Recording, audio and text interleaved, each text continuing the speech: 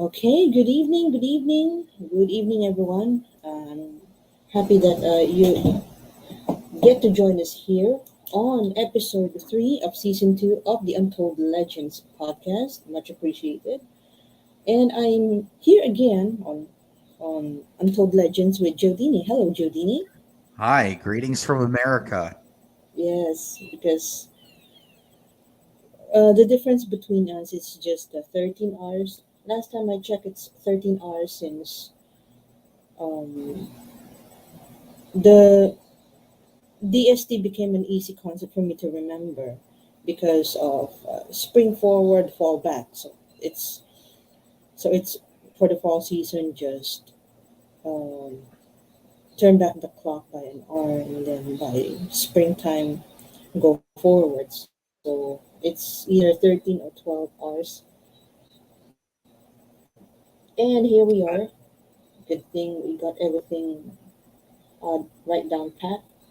And we are talking about yeah, disclaimer here, all right. I'm not black, obviously. I'm not American. I've never been outside the country, never been outside the Philippines, actually.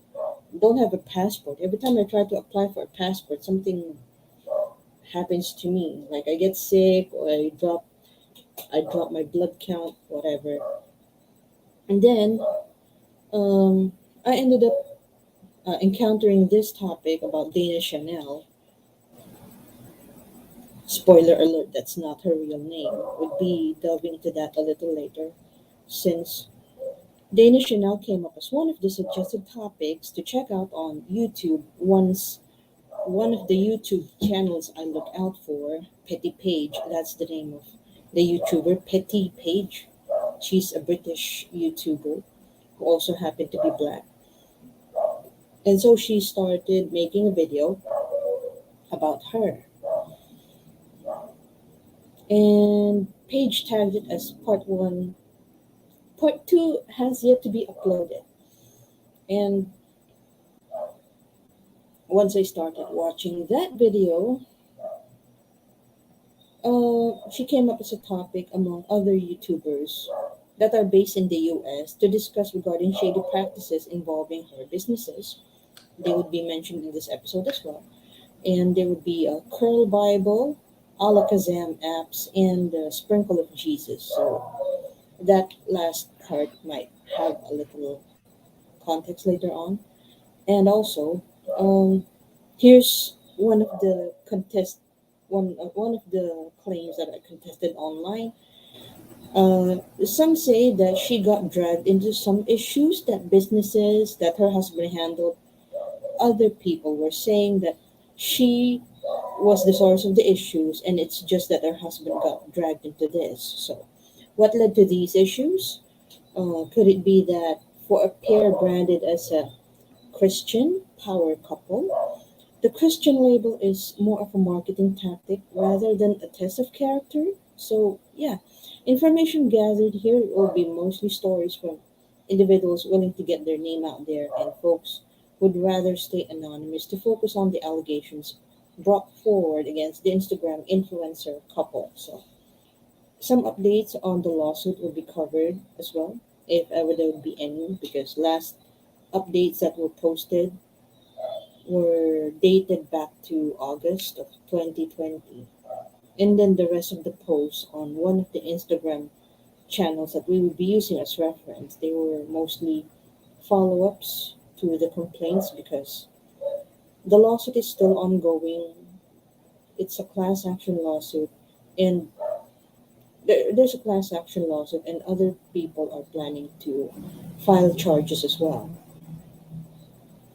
So, okay, here we go. And one of the first references for background purposes, I'd be referencing to an article from Forbes.com, from Forbes magazine. Maybe you've heard of them. This is the first time that they have covered a female entrepreneur and ended up with some backlash later. But I have yet to read of any backlash against Forbes as for Dana Chanel. So the article is entitled "How Dana Chanel is Creating a Space for more female entrepreneurs. So this is the interview. It was conducted by Forbes writer Janice Gassam, and this you'd be analyzing some of the quotes later for some of the notes that I'll be sharing here as well. So first off, who is Dana Chanel? To use Dana Chanel's words in the interview, she and I quote, I got really well known for creating the mobile app Sprinkle of Jesus. It really dawned on me to build businesses that essentially we could duplicate and build out blueprints to offer to other people in our communities to build successful businesses with their families. End quote. And then for the next question from Janice Gassam, what sparked your desire to start your businesses and become an entrepreneur? I'd like to send a shout out to the dogs. The cat is trolling them again. Even they want to know more about this. Yeah, even they wanted to know more about our topic for today. So, okay, so I'd be quoting Dana Chanel again to quote. I mean, just one word lack of. I feel like we're always trying to find this miraculous idea of why we need to go into business, but to be honest, I realized it was a necessity to build a business. But to be honest, I realized it was a necessity to build a business when I thought about if my mom died today, she would just leave me with bills. That's when we knew we had to become entrepreneurs and build generational wealth. I had to become an entrepreneur and build generational wealth. I had to become an entrepreneur out of necessity, not because I had a choice. End quote. Yeah, it's one of the phrases that Dana Shell has been known for, creating generational leadership claims. So back to the article. Next question is how have aspects of your background, like your age, your race, and your gender, impacted your business strategy? By the way, Dana Chanel is of mixed race, um, Latino, and Black. So, so to quote Dana Chanel here, quote, I feel like people are constantly seeking for answers from people that look like them and maybe have a similar story to give them hope. For me, I am so honored to be a woman. I'm honored to be a minority. I'm so honored to be all these things. Someone who was the underdog and just showing people how to and giving them the confidence, the tools, and the actual resources to become extraordinary entrepreneurs. I'm just looking to assist my community. A lot of times the people in the community are forgotten about. We're always talking about let's buy back the block. But what about actually building businesses in the block too, so that our money is not leaving the community? We, as the people in the community, can gentrify it ourselves. Unquote. I first learned about the term gentrify on that clip on YouTube that featured um, Morpheus. Oh God, I forgot the actor's name. Anyway, gentrification. They like using that word to empower themselves in several ways. And going back to the article, next question is, what are some tips you can offer women of color who are thinking of breaking into entrepreneurship but are afraid or scared? So Dana Chanel answered, quote, I have no idea why you're working a 9 to 5 with a boss who could care less, that actually has to answer to someone else who does not know you, dictate your destiny. If that does not terrify you, I have no idea what will. I'd 100% rather bet on myself to provide for the family that I know loves me. It's really about the sense of urgency. Becoming an entrepreneur has to happen now. Why wait for you to get fired for you to struggle? I would just say go into a business that you don't have to beg people to support you.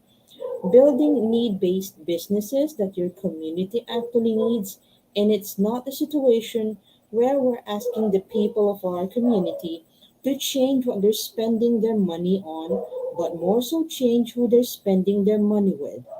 With Jumping Jack Tax, we've created a blueprint and give licensing rights to people to build their own mobile tax office. That is a business, that is a necessity. Everyone has to get their taxes done. To me, going to a business that makes sense and people need it really isn't scary. I would just say forget your passion for at least 4 to 5 years, just like you forgot your passion for your 9 to 5, just like you forgot your passion for a college degree that ended up not helping you.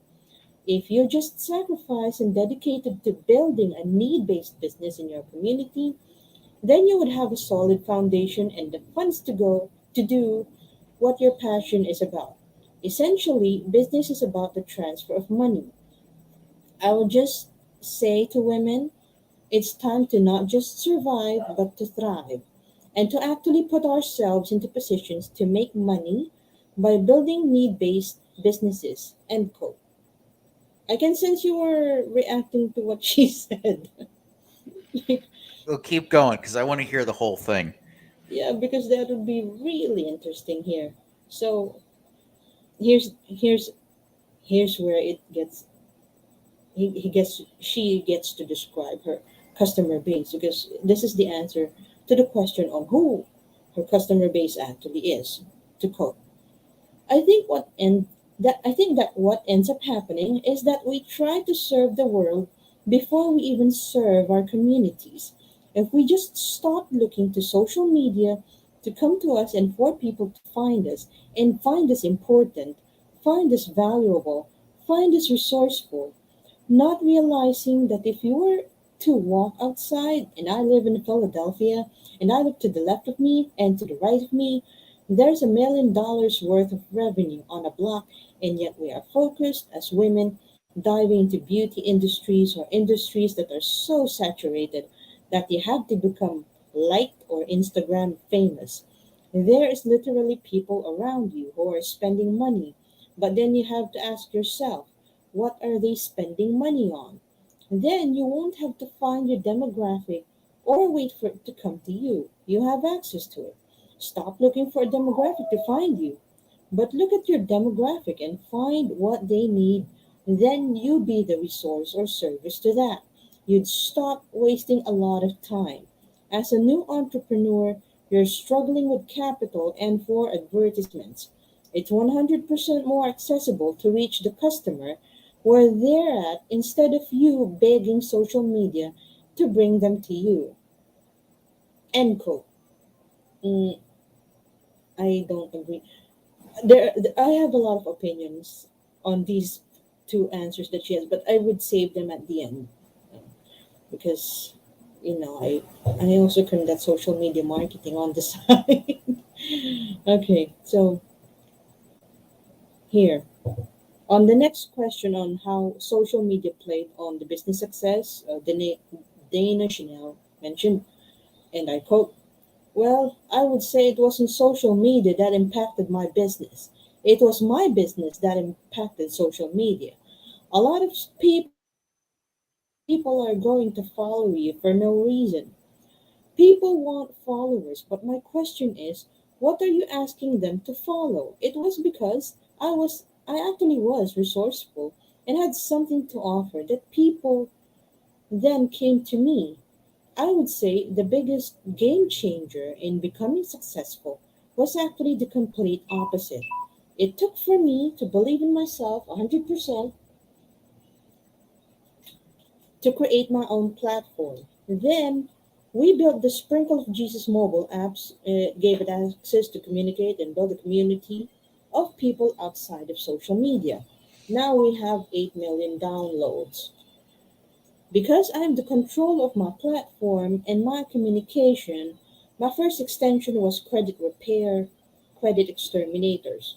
On opening day, we received over 2,000 inquiries, 2,000 potential customers. I sent a push notification on Sprinkle of Jesus saying, Christians need good credit too. Get your credit fixed with this Christian owned credit repair company. And literally, because that went to every single person's phone immediately on opening day, we have hundreds of thousands of potential revenue because I own the platform. But to get those results on Instagram, I would have had to beg and even pay to get that result.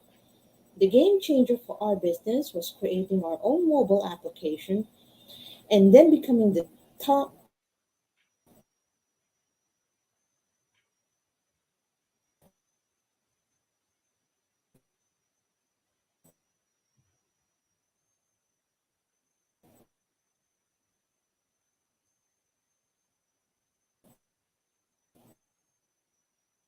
and Facebook advertisers on the sprinkle of Jesus platform.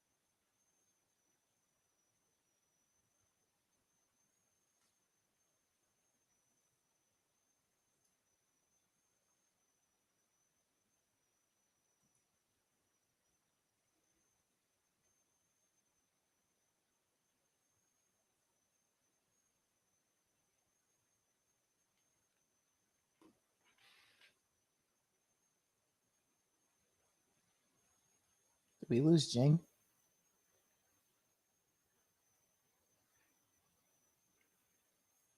Businesses. That's called Alakazam apps.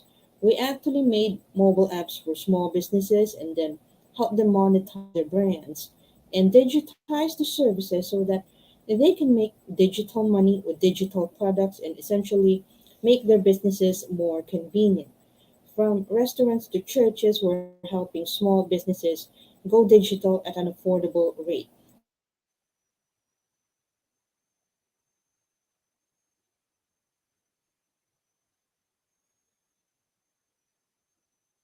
And the best part is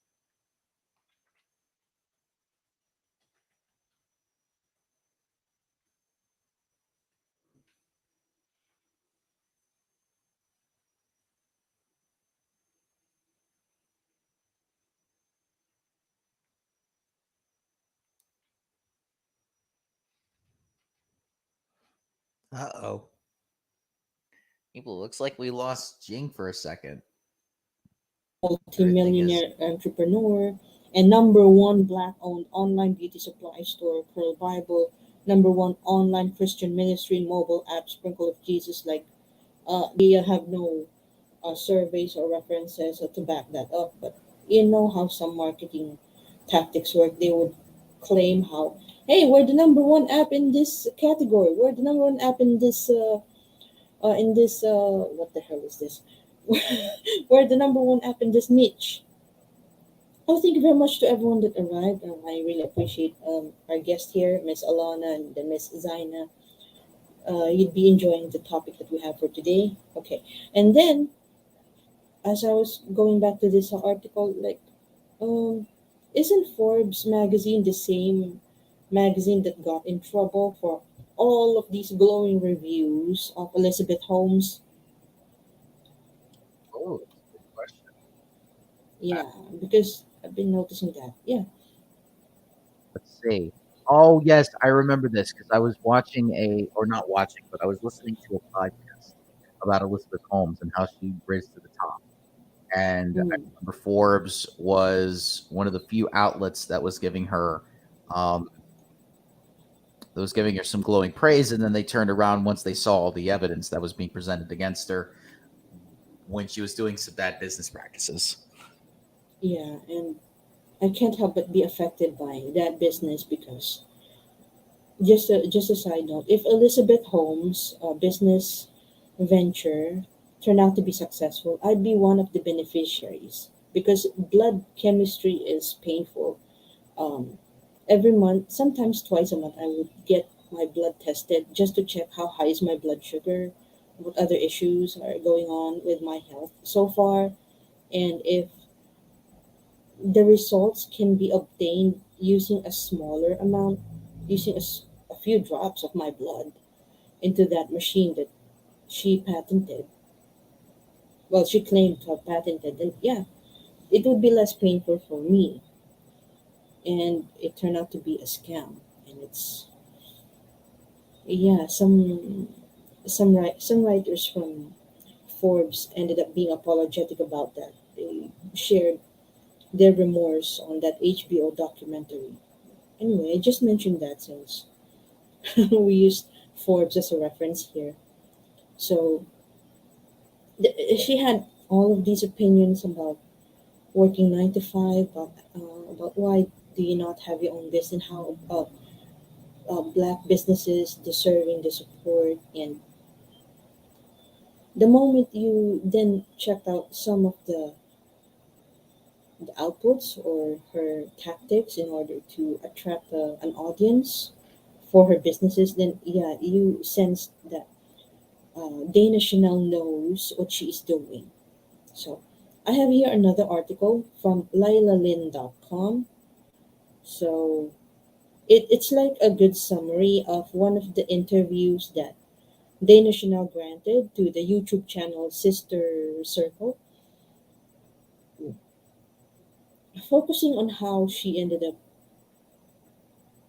with the ideas for a business because Dana Chanel is the daughter of a clown or a man that works as a clown and a magician. His name is Uncle Magic, and sometimes it sometimes the joke writes itself according to to Petty Page, but on how much influence her dad has infused on Dana Chanel, it would be mentioned here. So to start with the article, internet entrepreneur Dana Chanel, not her real name, and her husband Prince Donnell are being accused of running a scam that has allegedly stolen money from thousands of victims. There is an Instagram page at Dana Chanel Scamming dedicated to exposing the scams of Dana, her husband, and her father. Her husband is also using an alias, or at least an Instagram name, Prince Donnell, and then her father, that's Uncle Magic. So it's like the three of them, but of course, it's Dana Chanel that became the face of these businesses. So she ended up with all of these negative feedback. So back to the article. According to reports, a Philadelphia district attorney is seeking out individuals who have been scammed by Dana, allegedly, in order to investigate their business dealings. It's also covered in that page. So business entities that are mentioned here that are under scrutiny, Sorry, my mom is just outside the room. Business entities are Sprinkle of Jesus, Alakazam apps, Curl Bible, and Jumping Jack Taxes.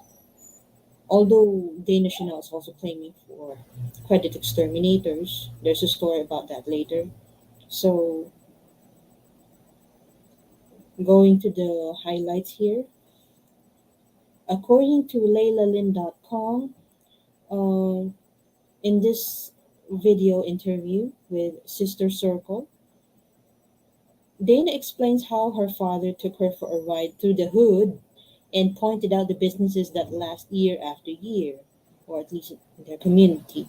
Those businesses are beauty salons, tax preparers, credit repair, and although she didn't mention it, black churches. And of course, at another mark pointed out in the video, uh, Dana Chanel says her dad taught her how to get money, even if it's from the streets. Their words. So here, the blueprint that she mentioned in the Forbes article was also mentioned in the interview with Sister Circle. At least there's some consistency there. And you then realize that the consistency is even obvious the moment uh, her businesses so far are enumerated. Beauty, that's with Curl Bible. Tax preparations with Jumping Jack Taxes. And then credit repair with Credit Exterminators. And of course, the Bible through Sprinkle of Jesus. And there's another the mobile app development is more of Dana Chanel's idea. So all of the all of the niches that can possibly produce good money for them. That's what their businesses got into. So, target market for these businesses, according to LaylaLynn.com, are black consumers and black entrepreneurs seeking to build wealth for themselves and their families. And many of the victims say they trusted Dana and Prince Donnell because they profess to be Christians. However, the couple is accused of taking customers' money and not fulfilling their promises. And good thing I had one of the surviving IG pages to use because some of the, if not all, of the links that were used as references for this article have gotten defunct. So, why they did not get in trouble for credit exterminators, for putting up the business credit exterminators? Well, the person who claims to be the main source of the idea behind the credit repair concept shared on Instagram, and then that same video was re-uploaded to YouTube last August 3, 2020, from the YouTube channel entitled Hustle Sold Separately. And this is a man, his name is Aaron, but he's better known on Instagram as the Philly Credit Mechanic. So we'd be using excerpts from his Instagram live to explain what happened here because, to quote Aaron, or Aaron, if you wanted to be particular about that,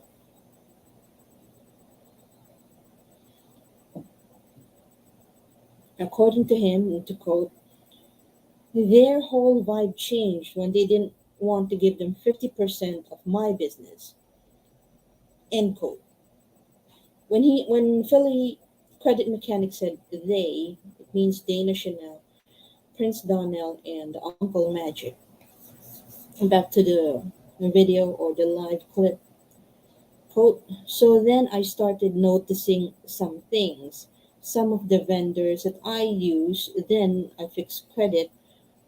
I started seeing Uncle Magic's email pop up on the CC emails. End quote. So if you're familiar with the email system, it's like here's the recipient and here's the copy furnished. So that's, I only learned a few years ago what CC meant. It means copy furnished. So you send an email and then you send another email. So on Aaron's case, he ended up seeing these emails, and then on the copy furnished part of the email, and then it shows Uncle Magic's email address. So back to the clip here. So I'm like, yo, this man literally took everything I ever said or did around him and went and tried to start his own shit. So I wanted to test him, right? I asked, I know, I said, yo, bro, since I'm fixing your credit for free, can you give me a shout out? Can you give me a shout out? Uh, then Prince Donnell said, yeah, bro, give it a shout out. Don't worry about it. And then, according to Aaron, like, the quote, then the next day he's like, oh, bro, I'm sorry. I can't give it a shout out. I'm in contract with another credit repair company. So I can't promote or endorse any other credit repair company besides this one. End quote. And then, of course, Aaron started asking, what are you talking about? That's when Prince Donald said, oh, we started our own credit repair company, so we don't need you anymore. End quote.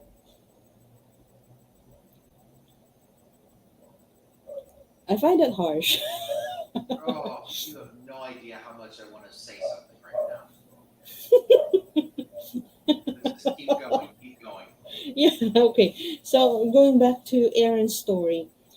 So I'm just like, wow, you let me fix your credit for free. Then you started your own credit repair company to lie and act like y'all were the ones that did that. And then you took my platform, my brand, and everything that made my company what it was.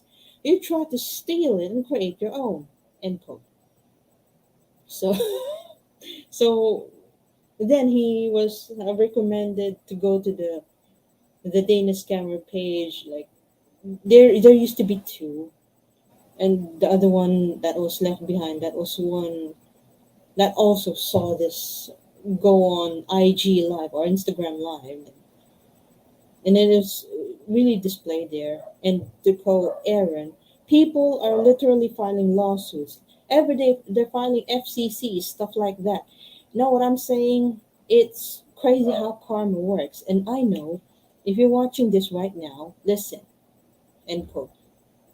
He might be, Aaron might be referring to Donnell or Prince Donnell or whatever his name is at the moment. Last time I checked, he changed it again. So he really sent out a message directly to uh, Prince Donnell. So to quote, and I know you want, if you're watching this right now, listen. I never wanted to see this happen to you, but I tried warning you. I told you, stop scamming people. I said, bro, if you would scam your own brother, then you will stop at nothing. And the fact that you started a tax business when I know more for a fact, you don't know shit about taxes. The fact that I was the last person. I did your taxes. I did your taxes. You were getting fined for not having health insurance. Like, you don't know shit about taxes. And you're starting a tax business. End quote. So in the same IG live feed, yeah, you can see the comments there. And then I saw Dana Chanel, the scammer, the IG page that had that handle. He or she commented, just so everyone knows, the packet we sent off was as thick as a phone book and was sent to the FTC, the IRS, the Philly FBI, DA, and Attorney General. Four packets. End quote. So, so in other words, while this was going on with some of the IG lives that are being aired, one already organized these packets to be sent to the authorities. Like, I will not be surprised if the IRS would be included among the recipients, because this is about a company that claims to prepare your tax and then turns out they're not preparing the taxes. So I've, I don't think I have enough episodes of American Greed to understand how it goes, because tax preparation is different here. Well, in my day job, at least someone else would prepare my income tax return. So I would stop the details there. But sometimes when you work for a company that knows their shit, then all you need to do is just verify where your income comes, where it went, what are your expenses, and then let them organize everything into these papers that will declare your income. At least that's as far as I know when it comes to tax preparations. I don't have to include the lessons I've learned from some income tax law review I've attended in the past, because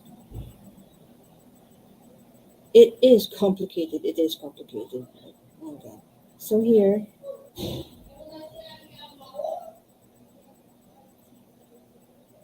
anyway, let me see here.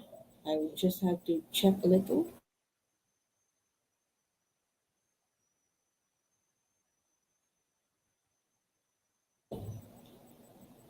Okay, so there. Because I was a. Hey, what happened here?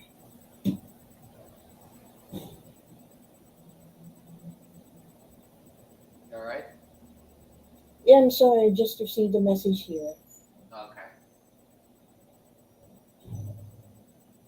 Oh, downside of going live.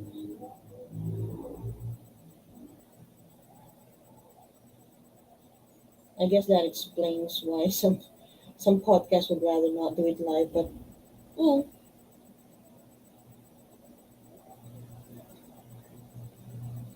okay, here we go.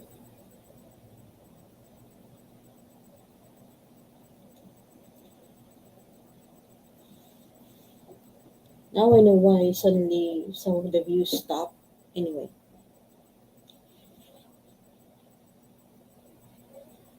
I was writing a few notes a while ago since there's you know what, when it comes to these issues, I ended up finding more references on YouTube than on Google or Yahoo. Maybe because not many people are writing about it, and they would rather do a video about it. And I ended up stumbling upon one of the, some say one of the earliest victims of Dana Chanel. It was interviewed by Storm Monroe. Storm Monroe has a YouTube channel that would normally handle topics that affect the black community.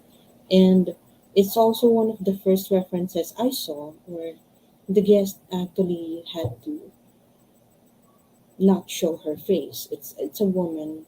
I'm sorry if I have to assume her gender because um,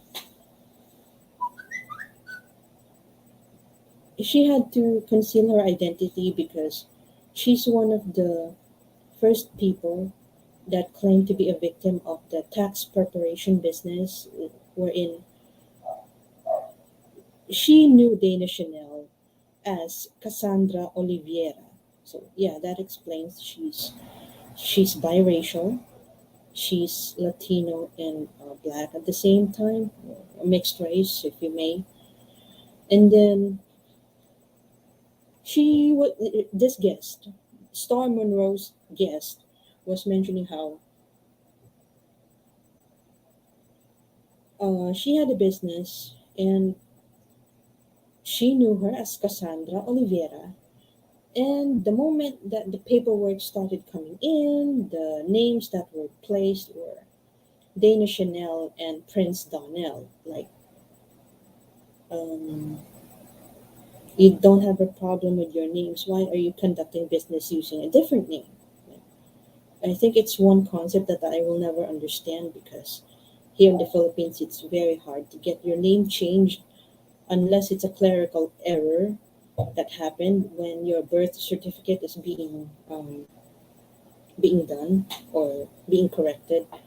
But for everything else, yeah, you'd really have a problem getting your name changed for whatever reason. So having business documents and using different names, well, it's quite of unheard of in my area. But here it became an issue because if you have a legitimate business going on, why would you use a different name? Like, why would you have a different LLC, so to speak?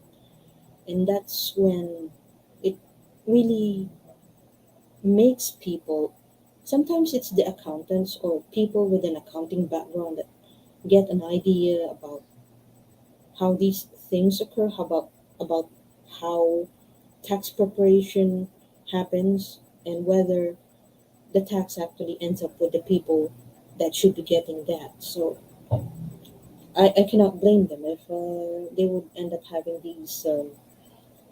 these issues with Dana Chanel. And I learned about Dana Chanel. She's already Dana Chanel here on YouTube and then on Instagram rather. When I already found some clips about her, and if you have nothing to hide about your business, you don't need to change your name, right? No, you don't have to change your name at all if you have nothing to hide. Mm, But then again, they do have a lot to hide. oh yeah, that's the thing. So good thing I set aside some links here for us to view later. Because here's part one of a video by eight. That's the name of the channel. Another black guy.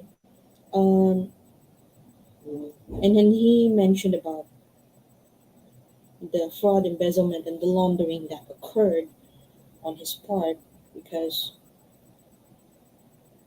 he originally signed up for Alakazam apps not because of Christianity, not because of um, how they presented themselves to be. Sometimes, if you market the benefits of your services right, then you end up with people like Eight. That's his name on YouTube. Eight. Okay. So to quote, and this is a good disclaimer for him to make. To quote, I am making this video, which I really don't do because a video is kind of going vital of me exposing Dana Chanel, her Alakazam scam apps, and exposing Sprinkle of Jesus for money laundering and embezzlement.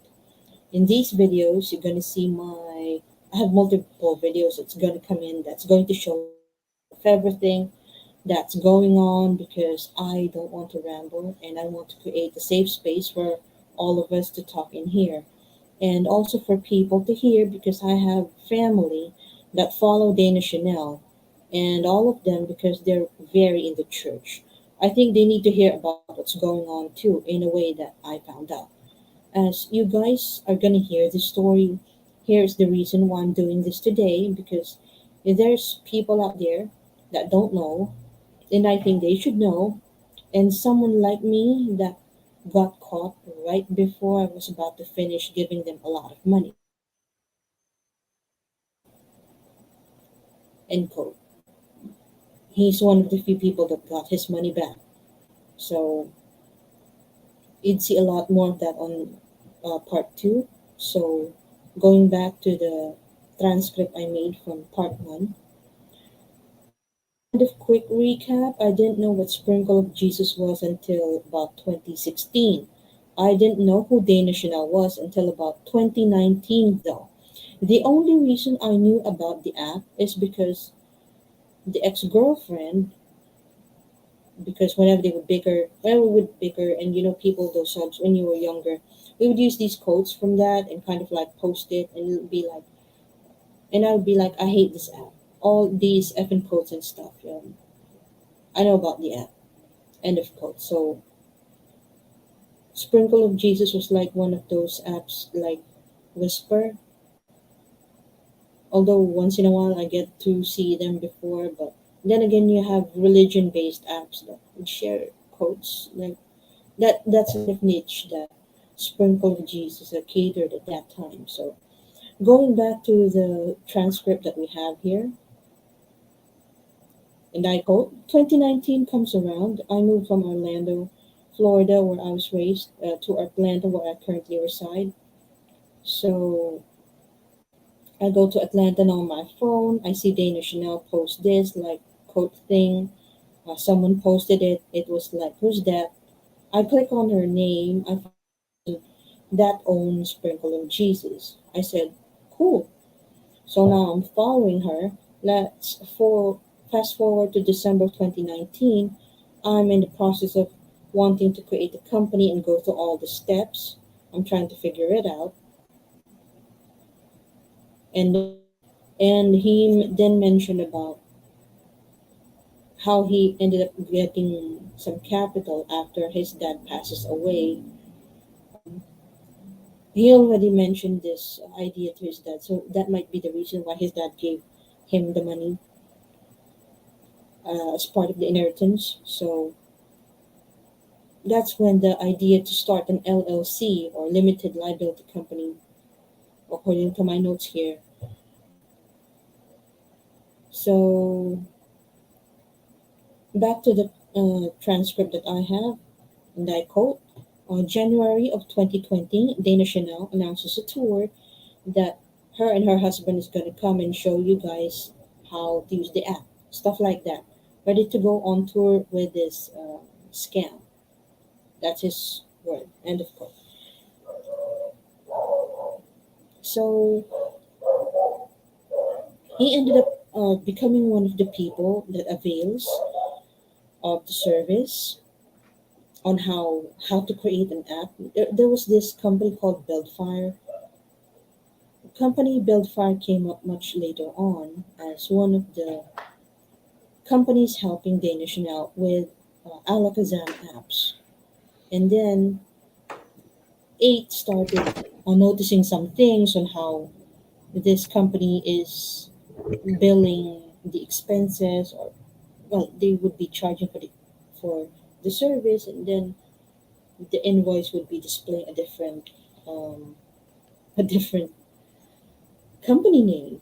So it's not just a different name, different company name as well. So back to the quote here, since um, the pandemic somewhat affected the operations but did not stop Alakazam apps from operating. So, according to 8, and I quote, they started doing webinars. They, meaning the people that were initially on the earlier part of the webinars, would say Dana Chanel could have made a lot of money being a motivational speaker and could have made the same amount of money off of an honest living because she's business savvy.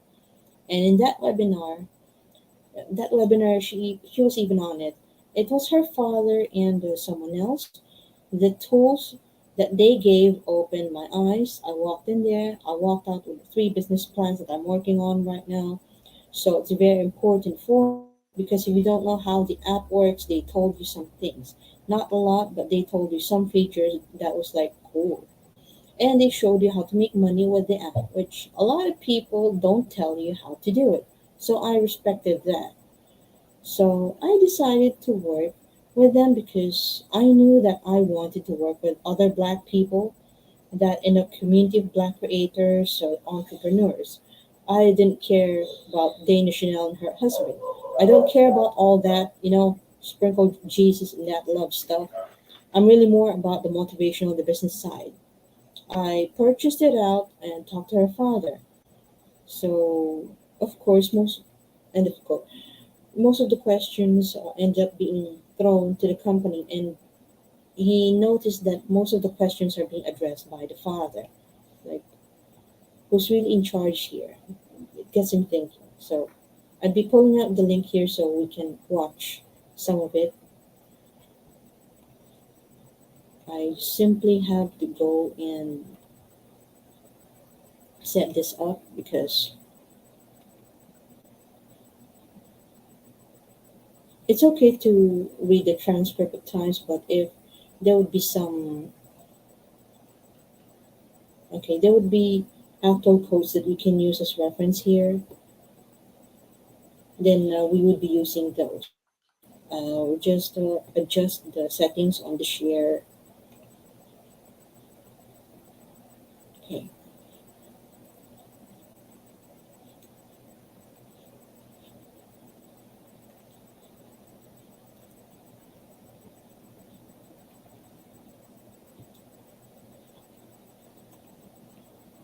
Now you would understand why I'm referring to this person as 8 because the username that is showing up here is views at 8. And this channel only has 3 videos because they simply focused on, or the person simply focused on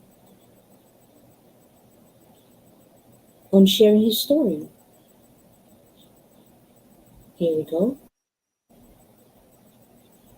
Okay, so in this video, I'm going to break down for you guys how Dana Chanel is scamming everyone, how she is laundering her money and embezzling in it, how she's able to get away partially with this, and the things that she's doing, right? And how she's scrambling every day. They're scrambling on the scam, right? So I need you guys to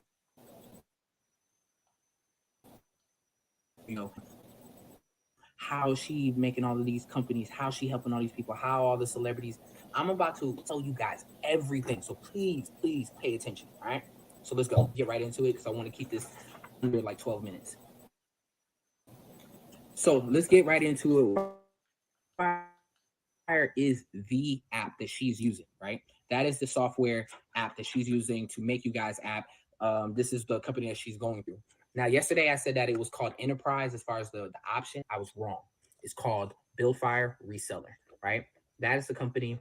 This is how much Dana Chanel pays for a month. And these are the features that they give you. Now, I highlighted some of the key features that help her take advantage of you guys and cripple businesses and cripple people with money. So the key things that I highlighted was that she's able to white label domains and branding, utilize existing app templates, very important.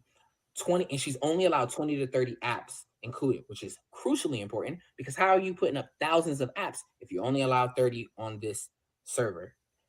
Now they told me that you can purchase out multiple ones, but even if she did purchase out multiple ones and under different names, you're only allowed 30. There's no way for her to have thousands of apps. She would have to be pouring in buku amount of money, which is I don't see her doing that. So she's easily able to turn on and off your functionalities, monetizing and inbound sales opportunities. That is so important because I just was told of a story yesterday, and the person's going to come out and tell the story, so I'm not going to tell all of their information, but to sum it up, she started with her, she was paying a very low price, her business started booming, she jacked up the price, and she's paying like thousands, she's paying like $1,000 plus a month, and when she was only paying 100, and it's only because Dana was able to see that she was making money and it was like, I want some of your money. I'm making my money, but you making money, so I want some of your money. That's how she did that. So now as of July 2nd, I got an email from them because Dana Chanel and they didn't know that I was on to their scheme. They sent me an email. This is the new company they use. So now we have to start talking about Buildfire because she doesn't use Buildfire anymore. This is the app software, the company that she uses, right? Another top like 5, they offer the same type of functions.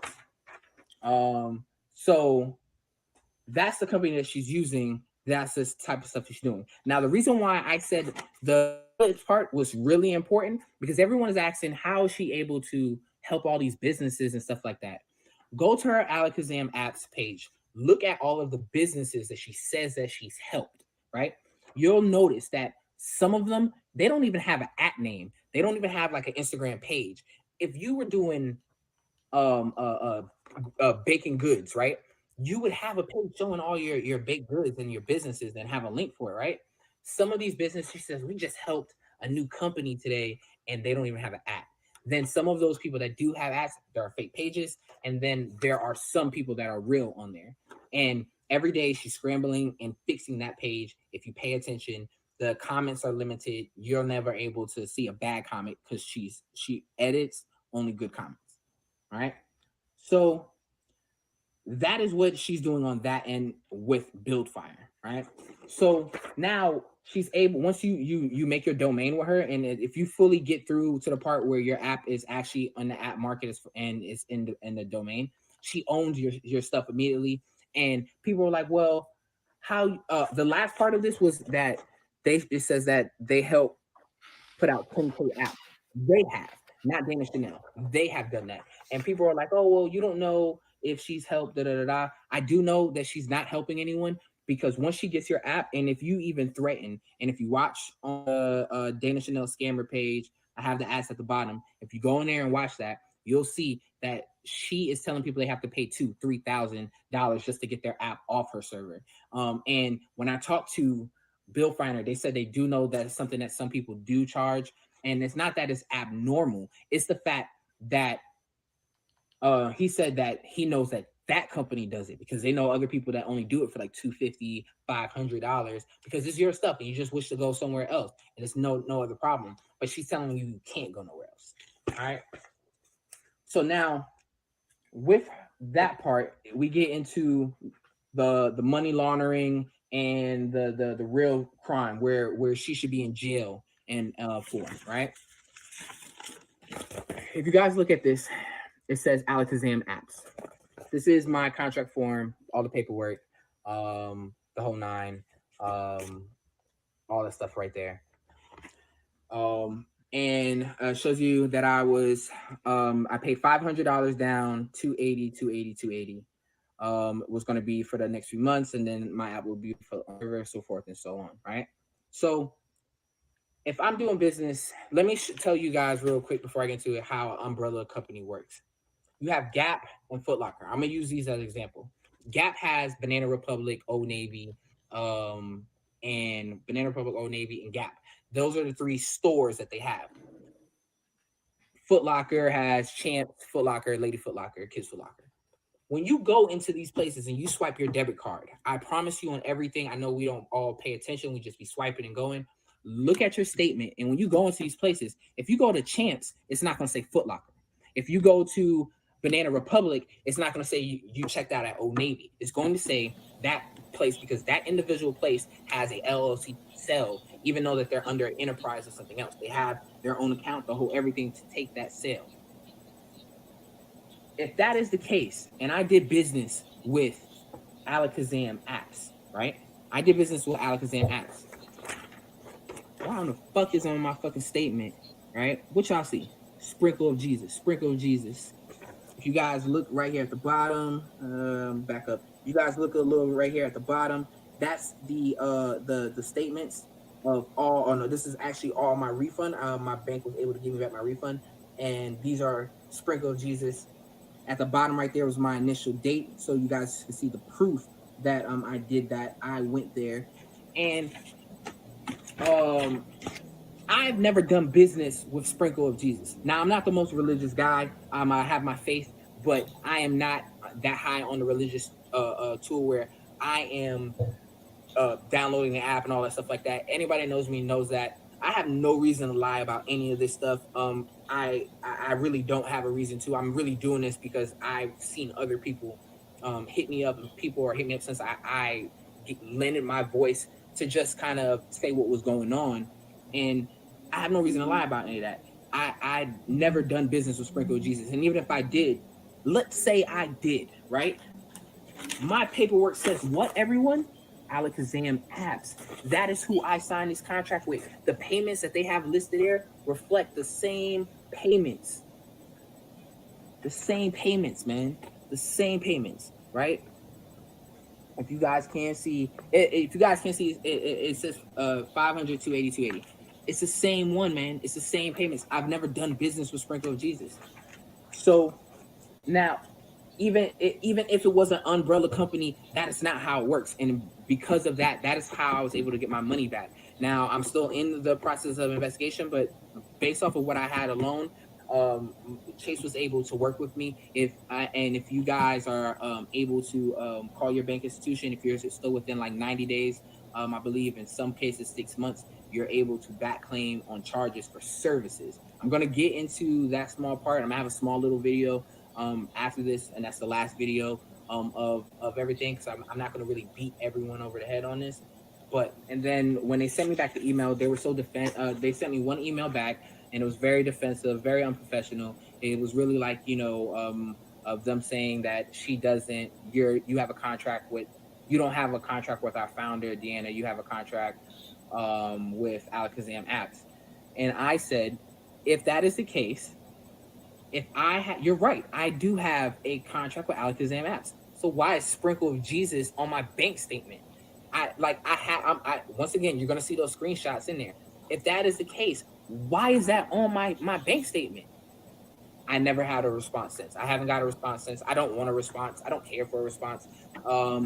At this point, she can even try to tell my bank that we've tried to reach out multiple times, but it doesn't matter because her company does not exist. And if she can prove that her company exists, even if she could prove that her company is legit, let's say she got an LLC today, doesn't matter. Why? Because my statement says Sprinkle of Jesus, which is a company that I did not do business with. So it doesn't matter. She's a fraud. This is how she was frauding. I've heard of her frauding, but really more of the Sprinkle of Jesus side. It really sounded a lot more customer service than anything. And within the last 2 months, I've just found out so much.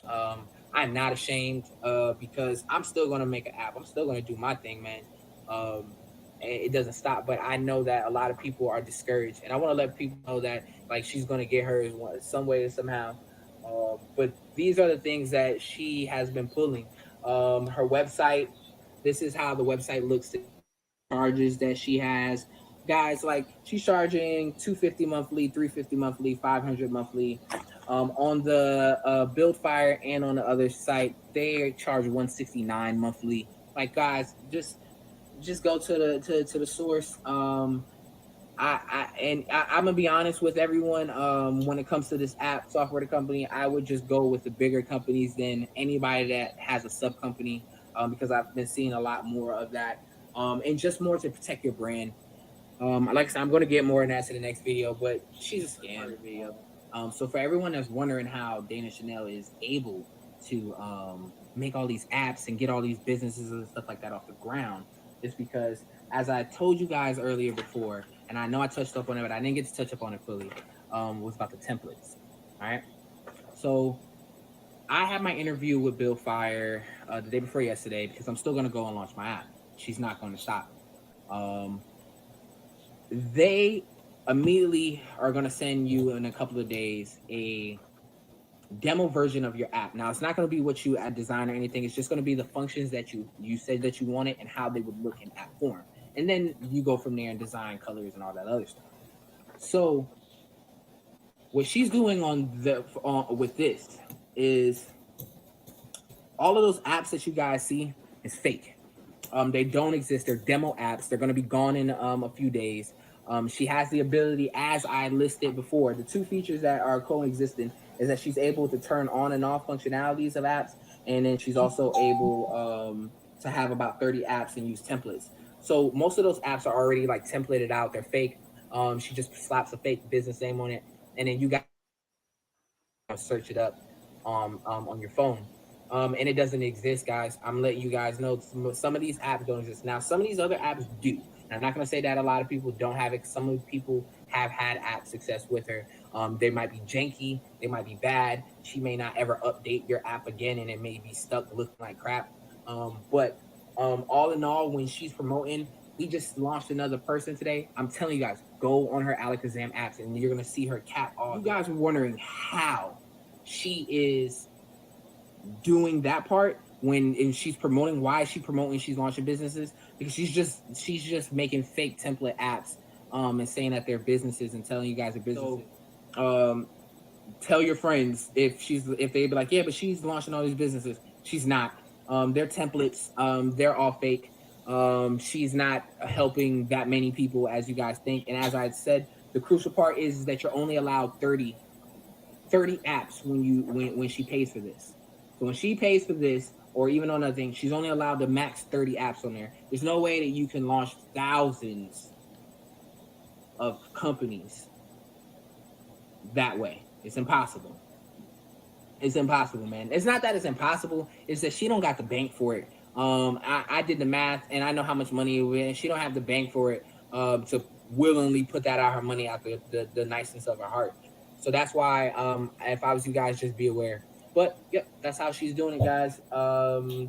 She's not helping thousands of businesses. She's helping about like a few hundred, less than 100 probably. But yep.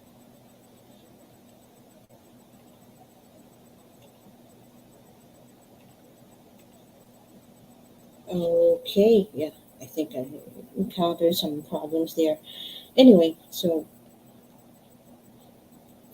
that's one of the main references. That's part two of the transcript that I read a while ago. We really, I ended up, because in my end, I ended up noticing a lot of these um, pointers about Alakazam apps, even if I'm not that into app development myself, because that's the part that I find more relatable, and I've been trying to check into that as well because there are a lot of businesses that would rather develop their own app than be dependent on social media like Instagram or Facebook or Twitter. And in the end, they ended up pitching that they can develop these apps, and then the they did not live up to the promises. It's a case of over promising and under delivering. That's what happened to them. So these these issues could have been handled better if they had the character for it. And one of the channels that I also follow lately, Rondo's Unpopular Opinion, that's the name of the channel, mentioned how Dana Chanel handled these criticisms. She was more like, yeah, these people are envious of our success. Like, it reminded me of the criticism that were thrown then against he would be claiming that these people are jealous much. It's quite unbelievable to see that kind of behavior, but it really makes a difference as to how some people handle a criticism and how the kind of behavior that they exhibit online has been always like that, which is why I ended up pulling up to this. Let's see. Oh, finally, it's showing up. This is the other surviving IG page that highlighted most of the alleged scams that happened. I still have to use the word alleged because if ever there were lawsuits that were already filed, it's still pending, which is why all of these companies, some of these companies that were featured also mentioned competitors, which is why there are some posts here that I would take with a grain of salt because you know how some companies can only pitch their services because hey, look at what this company is doing to you. It's not fulfilling up to your promises. Maybe you have other recommendations for better businesses out there. Usually, that's how some of the pitches sound like. So you can take these screenshots with a grain of salt. But what's really what really grated me, how do I put it, what really got me, what got my gears grinding was how some of these clips really portrayed how Dana Chanel would post anything, including something that would be embarrassing to her employee, as long as she can elevate herself as this effective leader. Let's see. I hope the audio is, I think, yeah, the audio is already included there, so we can all watch.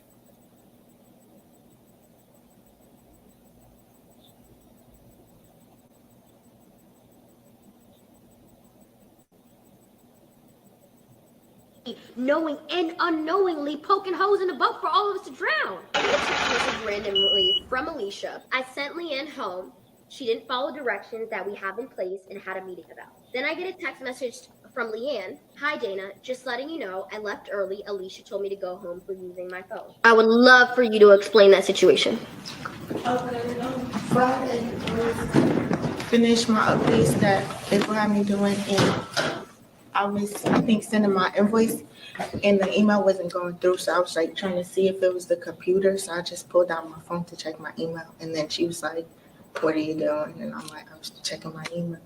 So she's like, we spoke about that, right? And I said, yeah, but it just was like a kind of, I don't know how to explain it, but I just like did it off instinct, trying to check because I thought the computer wasn't working to send my email. And then she was like, okay, put it away. So I put it away. And then I found something else to do. And after I guess she sat and thought about it, she was like, okay, so since we had a meeting about it, just go on. So I was like, okay. Okay. You are a very young woman. Okay? To me, you're still a child. Just trying to figure this stuff out. Just because you're a mom does not mean that you have a certain level of maturity level, and it takes people who actually love and care about you to actually sit you down and say, Leanne, you have to stop for a second. Let's reevaluate, okay? And I'm a problem solve with you right now, okay?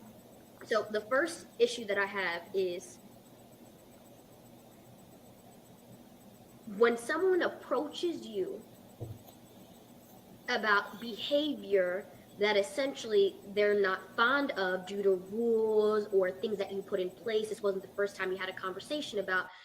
Thing to do is to find an excuse or any excuse to go ahead and validate your actions to do the very thing you were not supposed to. No, not yet. And what I mean by that is, at that point in time, because you have failed your team beforehand, uncross your hands. Because you being on your phone was defiant to anything, despite any reason. Could you understand how they would feel? That if they saw you on your phone, based off a conversation that they had previously, that they would feel as if you were being disrespectful or defiant after something you guys had already talked about.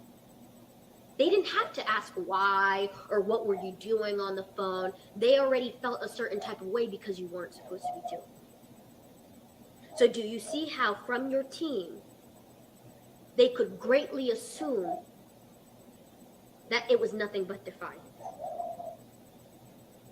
So is that fair for your team to be disappointed? But for you, you're thinking in the back of your mind, oh, but I was just looking at my email. So I understand you're in defense mode at the moment, you know what I mean? Like trying to plead your case. But let's think about our team for a second. Are they allowed to be on defense mode when they saw you on your phone? Be honest. Are they allowed to be on defense mode as well? Absolutely. And so, to me, and once again, I'm very disappointed that, and once again, I can't handle every situation. I'm not always here, but I'm guessing after the last conversation, the solution was that her phone has to be off during work hours. Very stupid solution. Very idiotic and moronic and very, very disheartening, being as though you are a mother and the situation with your brother. I'd be very disappointed if you were supposed to get a call and you did not get a call. Do you understand what I'm saying? Very disheartened. For all of you guys who don't know, her brother's in the hospital, not doing very well. For all of you guys who may not know, she has a child that is being raised by her mother, that her mother believes in her enough to raise her child for her. That at no point in time should someone with a child not have their own access to a phone for somebody to reach out to them. I would never do that to none of y'all, ever. The fear of her sitting here fixing somebody's credit and someone is dying or something's wrong with her daughter is terrifying. Raise your hand as a parent if you understand that. Everything else can wait. So I apologize that the team failed you in thinking that was a solution, because that was not. But I'm very disappointed that you're losing the trust in your team. Do you understand that? That they do not trust that you as an adult, as a growing, you're not an adult yet to me. As a growing adult, they cannot trust you to have self-awareness and self-control of when to use your phone. Do you desire to be looked at that way, Leanne? Do you desire to be babysat or feel as if you are incompetent so somebody has to watch you? And guess what? No one will. We got too much going on. Too much money to be made. Too many other people to help in order to be sitting here worrying about if you're on your phone doing what you're supposed to be doing. So I apologize as a team that we failed you in giving you that solution, but I'm very disappointed that you continue to fail yourself. And if that was a problem or a situation where something was not working, being as though you vowed loyalty to your team to work hard and not to be disruptive and allowing your phone to be something that was stopping you from working hard and diligent, that you weren't strong enough to say, hey team, my email not working. Can I check on my phone real quick? Because I know I'm not supposed to be on my phone. And I love and respect y'all so much that y'all willing to help me and put me in a place that no one else has. I understand that I know Magic. He's been there for my family. And I want to respect him in this opportunity. I don't want to make him look like a fool for putting me in a place that I'm not even qualified to be in. But to teach me.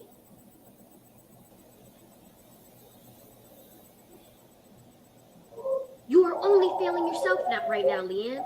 And if it comes a point, and I don't know if I had to talk to you, I had to do something, or we had to talk about it in a team, but if that ever happens again where you lack self-awareness, I talked to the team about it. Not this team. I talked about the 5 a.m. team about it. And they said, oh, she's just young. You know what? April's solution was, oh, just take her phone with her.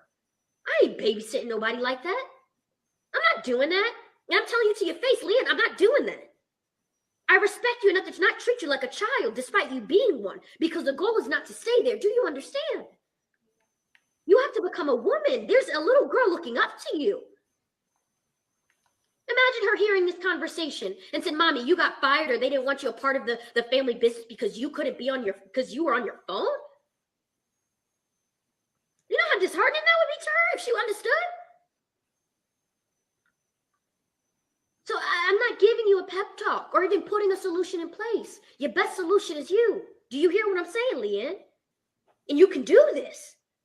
It's going to require for you to become someone you haven't been before. Do you know that? Like you're turning into a woman. And you have extraordinary women around you to support you and help you through that. They got you. Honestly, they have no choice because that's not who they are. At least that's not who they signed up to be with me. They cannot care about you. They cannot like you. They cannot be frustrated with you or not think you're doing what you're supposed to be doing or giving your contribution to the family business because then you don't belong here. Do you understand that? And so we will fight for you and help you when you don't understand something. But what we will not tolerate is straight, blatant disrespect to the code. And the code is the family code that when your family says something to help you, you do it. You understand that? When your family tells you to do something that only helps you, what do? You listen. And so that will not happen again, or you have no home here. We don't talk to Nakia right now because she don't follow the family code of respect and decency and sharing and caring and loving. Do you think you're greater than that? You think you above the code? And that's my dad's daughter. Biological, his seed. You are not an exemption to the rule. No one here is an exemption to the rule. Do y'all understand? That we're only here by obedience and grace and love. None of us deserve to be here. None of us are qualified to do what we do. And if someone here has to feel like they got to babysit you, that's done. It's over. It's not happening. They got to babysit the mission, the family goal, what we just talked about. Imagine her sitting here. We think of as extraordinary marketing strategies to get us in the freaking White House, and we got to worry about if you're on the phone or not. Not happening, Leanne. So we love you and we care about you. But you got to care about yourself to put you in a good position. You got put in a beautiful position about be around extraordinary people to grow. And if that happens again, it's done. It's done. If you're not strong enough to not be on your phone, maybe you need to go work at McDonald's or something. Maybe you go to work around people who don't care about you, who's going to let you aimlessly work, repeat, get paycheck, aim and do that. Maybe you need to do that. Is that what you would like to do? Would you like to be around us? Would you like to stay a part of the family business? So then act like it and respect your peers, especially the wiser ones who are older and more experienced. You are not an exception to the rule. So every single time you have a desire to look at your phone, have a desire to say, am I making a good decision for my daughter? Because you're about to be out of a spot. I'm not going to call it a job. You're about to be out of a spot because of your lack of respect. And I'm not even talking about your lack of respect to the crew, whoever gave you the solution, or Alicia who talked to you. The lack of respect to yourself. And if you don't respect yourself, you damn sure not going to respect us. Do you understand that? And I can't have that around me. I don't desire to have any people with a lack of respect for themselves. To understand that every day they got to work hard and grind to be a part of this family business. And every single time you just continue to disappoint your team, it's going to be a problem. Is that fair? Because you don't want us to disappoint you, right? That if you need something, we got you, right? So make sure you give us that same respect. Okay? Anybody else would like to comment on that? Me. And just letting you know, everybody here is a snitch. No, and I say that with all love and respect. Like, I love being a snitch because it puts people in a place that's how things happen when family is like, oh, don't be a snitch. Exactly. That's how things get so deep ingrained into the culture and the soil of a family to be destructive and destroy everybody with lies. And honestly, with the peasant mentality to do the least instead of do the most. I'm just letting you know everybody in here is a snitch because we hold each other to a high standard. So if you're not executing effectively, everybody's a snitch because we got to hold our weight. I want to make sure that everybody on this boat is rowing and is not secretly knowing and unknowingly poking holes in the boat for all of us to drown. You are a piece of us drowning right now. Do you understand that? And that needs to change. Okay? And we got you. We got your back. We can help you. I'm not saying everything you know how to do or you understand. But you better be open to listening. And that excuse stuff, I told you, that's dangerous. When somebody approaches something with correctness, the last thing you want to do is offer an excuse to validate why you didn't to begin with. I wanted you to come here and say, yo, I was on my phone. I wasn't supposed to be. It don't even matter why. I should have said something to my team so they knew when they looked at me, I wasn't doing the wrong thing. Because that's all that matters. That's what I wanted to hear from you. But I understand even apologies have to be taught. Because in this family, where we come from, ain't nobody know how to apologize.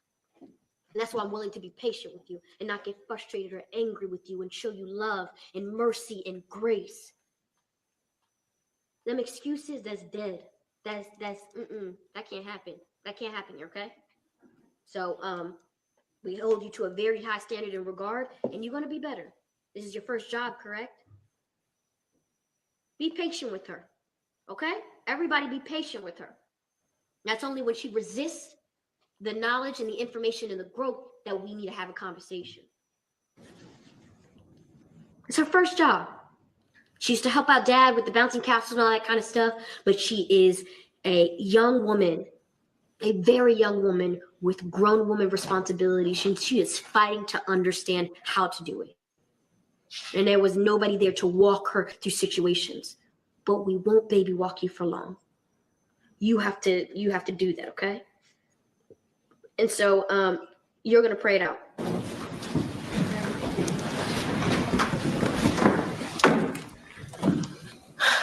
Father, we come to you today humbly. We ask you to forgive us for our sins. We thank you for waking us up today and bringing us here safely and soundly. I ask that you bless everybody in this room, bless their families, watch over them, and heal whatever's hurting them, heal whatever's hurting me. I ask you to guide me through my growth and that you help me help myself and help my team and not to let them down anymore. I ask that you give. I want to make sure that everybody on this boat is.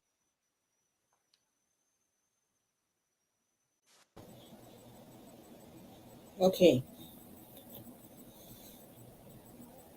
Thank you. Oh, more audiences. Yes, thank you very much for coming over.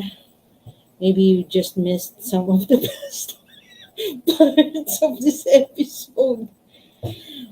Oh god, that was painful. Thank you, Med C1. Thank you very much for coming over. Yeah. Joe, you okay?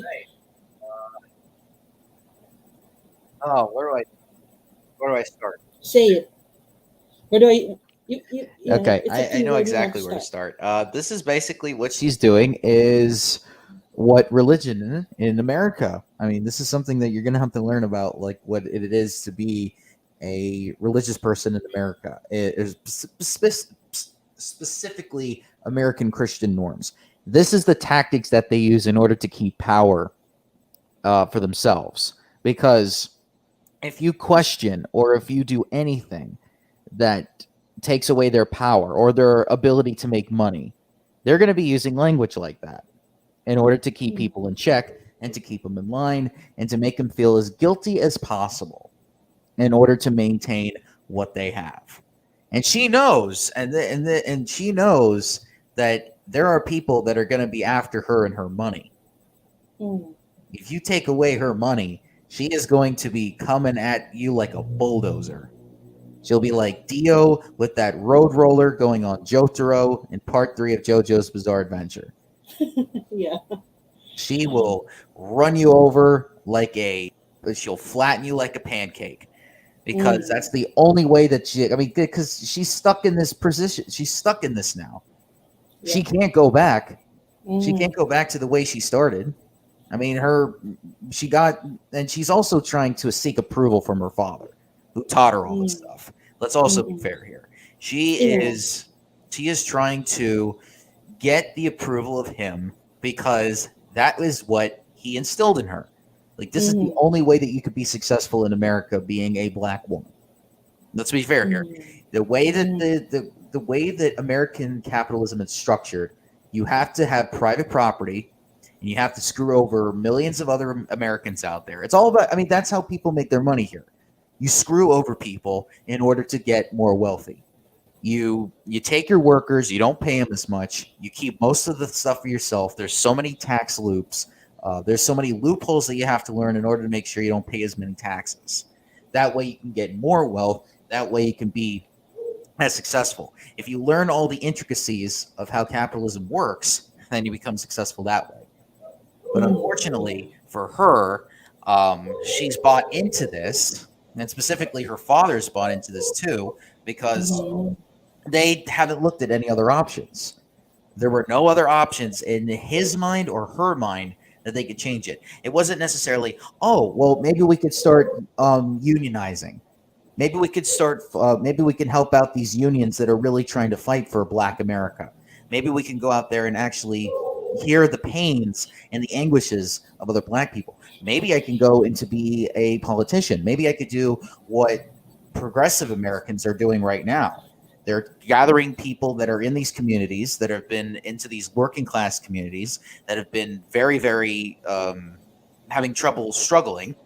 And then they go and they say, okay, well, let's get those people into Congress because, or at least in our government, because then they're going to make the slow transition of building incremental power so that eventually we can get the policies that we want. And the only way to do that is to get people out that are not working for them. But instead, what she decides to do is she's relying on a system that is currently in place now that is not going to last very long. I mean, it's going to probably take about like a generation or so, but it's about survival.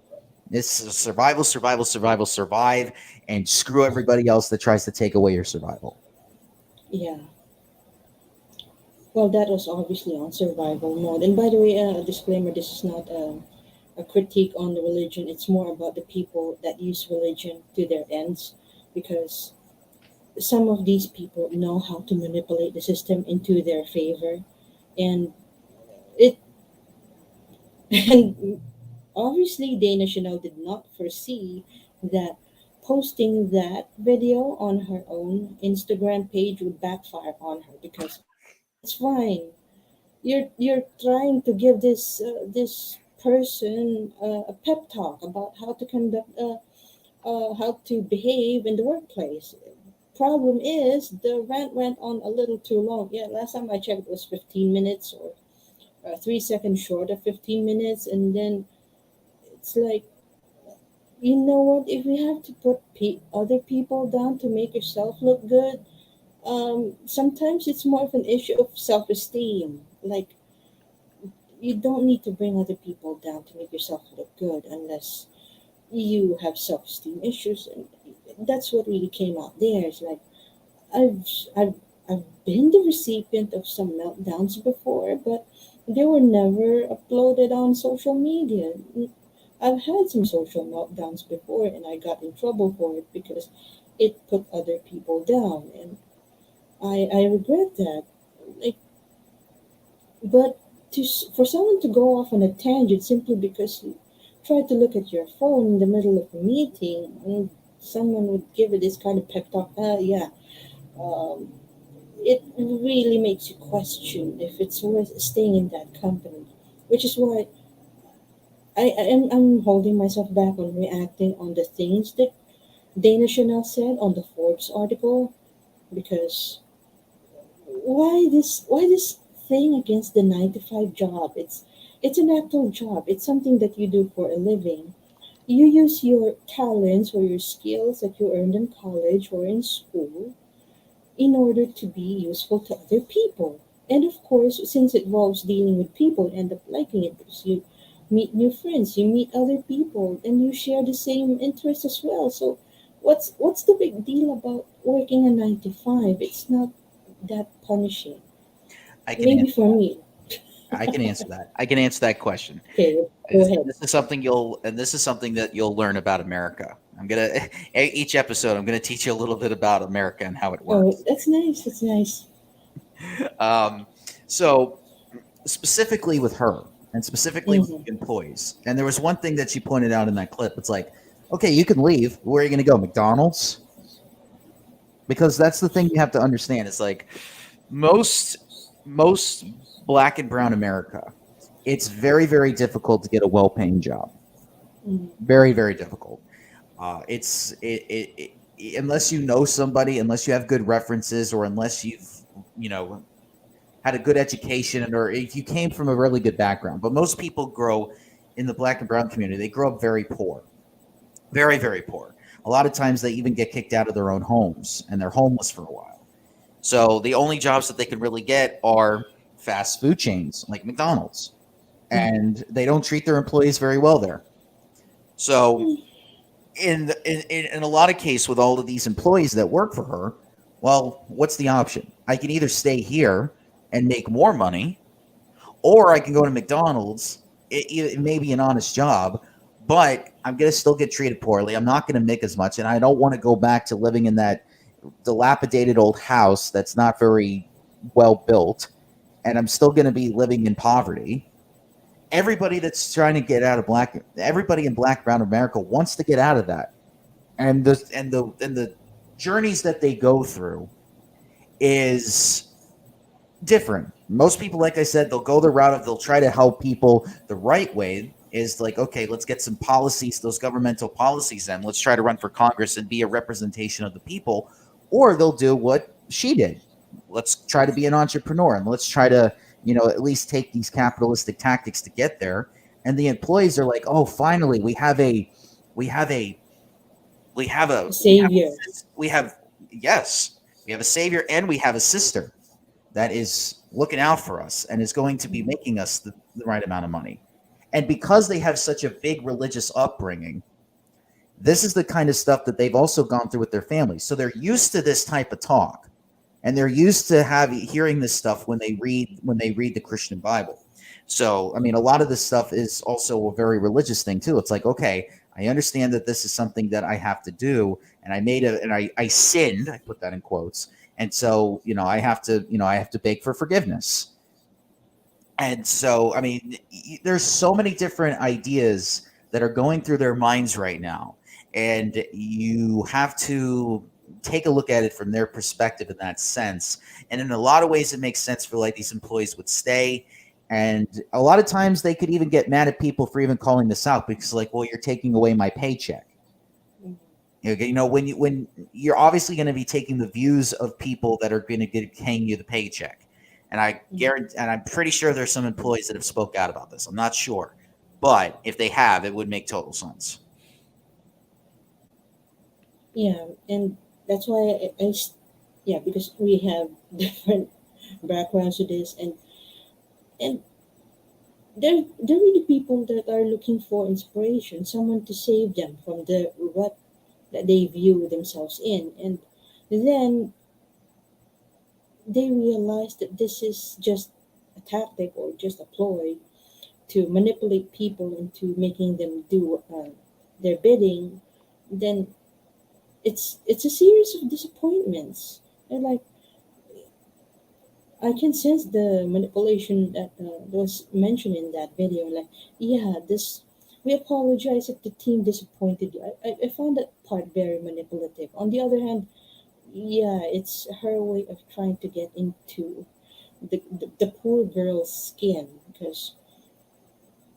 and I am commenting as one who's already in my 30s, and then this girl who is 25 at the time that she made this video, she had this pardon my term, nerve to talk down to someone almost the same age as she is. Like,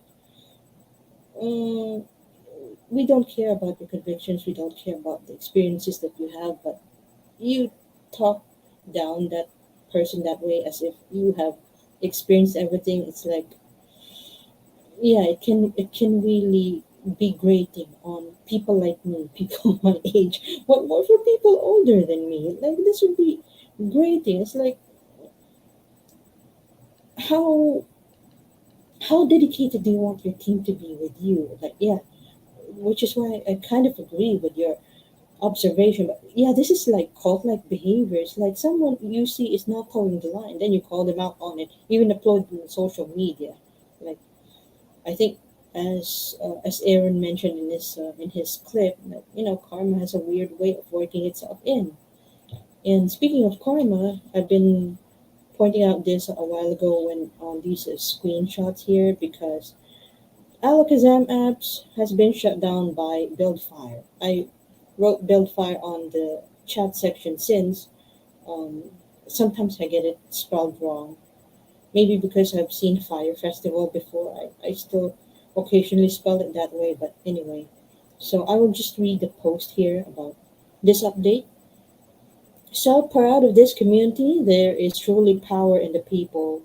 So, if you recall, we exposed the fact that Dana Chanel did not buy the third party company to create Alakazam apps as she stated countless times. She was simply white labeling their services. I learned about white labeling from CoffeeZilla, who is also my reference for the Brian Rose episode. One of my references for the Brian Rose episode. I'd be explaining that after I read this post. Okay, Buildfire received so many complaints from victims with evidence that they have cut all ties with Dana Chanel and forced her off their platform. As you can see in the last slide, an official email from Alakazam app states all apps must be transferred or they will be terminated. They no longer can offer apps under this service. That's why you have not seen many posts about it on her page. Now we all know how wonderfully narcissistic Dana is and how much she loves to gaslight. So we're sure she will try and come back with another third party company lie and scam. But for now, we just want to say you all did that. Go get your apps. You are finally free. Congratulations.